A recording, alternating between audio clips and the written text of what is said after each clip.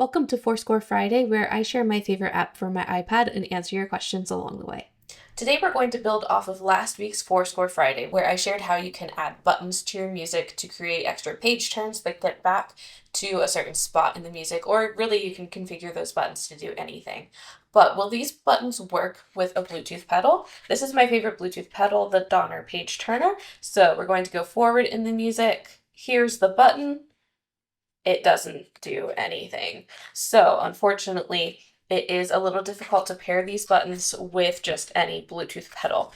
But if you go into the settings, all the way down here at the bottom, we go to devices, then it can show you all of the devices that you have. Now, from what I've seen, this only works with AirTurn brand Bluetooth pedals. So if you go there, you can turn on AirTurn support, and then you can configure different buttons to work in different ways, basically as keyboard shortcuts. So that is the way that you can get buttons to work with a pedal. You really just need an AirTurn pedal. But if you don't have an AirTurn pedal like me, I have a couple pedals, but I do not have that specific one. Instead of adding buttons, what I will usually do to go back in the music is add extra pages. So we go to rearrange, and then whatever page you need to go back to, I just duplicate it by pressing the plus button, and then I drag it to after the repeat. We also need the second page that will play through again, and the third page, and then the fourth page again. Now, since this has 2 rounds of repeats, we're going to add that one more time.